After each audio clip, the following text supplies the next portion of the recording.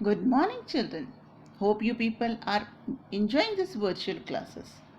Today, we will start with the second unit, C.V. Raman, the Pride of India.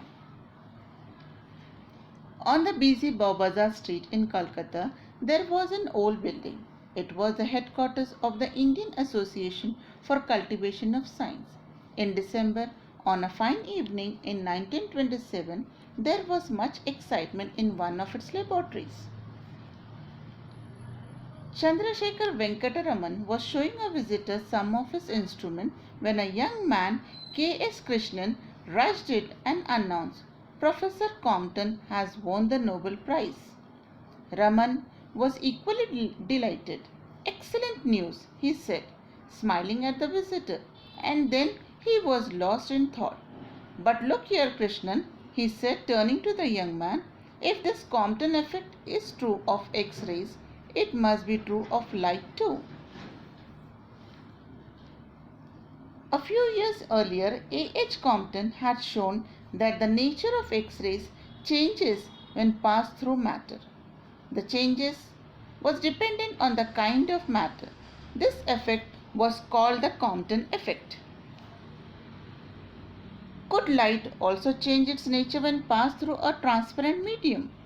This was the question that Raman asked himself. For 5 years he had been doing research in optics, the science of light. No sophisticated equipment was available in his laboratory, but Raman was confident that he could find the answer with some modification in his equipments. 4 months later, on March 16, 1928, Raman announced his discovery of new radiation, describing the behavior of a beam of light passing through a liquid chemical to an assembly of scientists at Bangalore.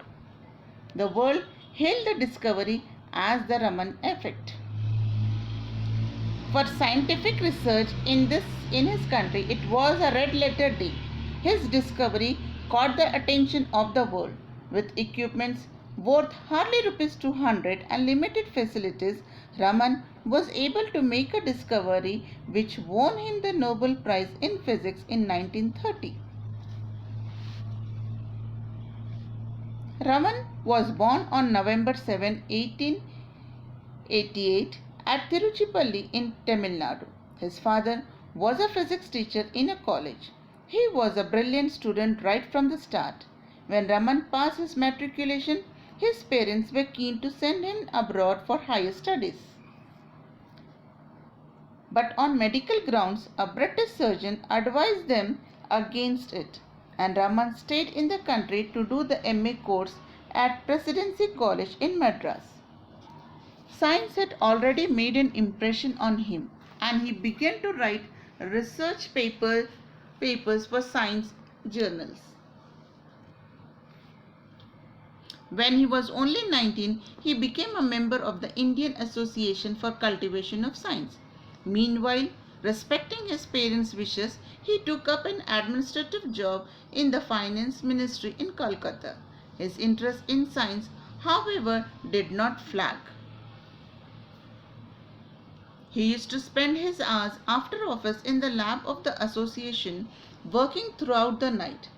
In his youth, Raman was mainly interested in acoustics, the science of sound.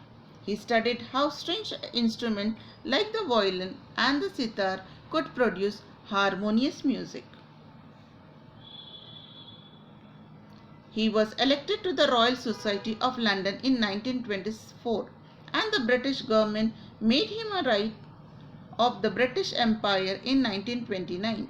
It was a high honor for any great scientist.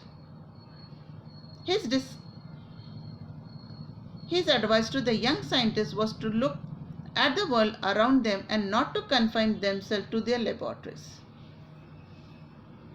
The essence of science, he said, is independent thinking and hard work, not equipments.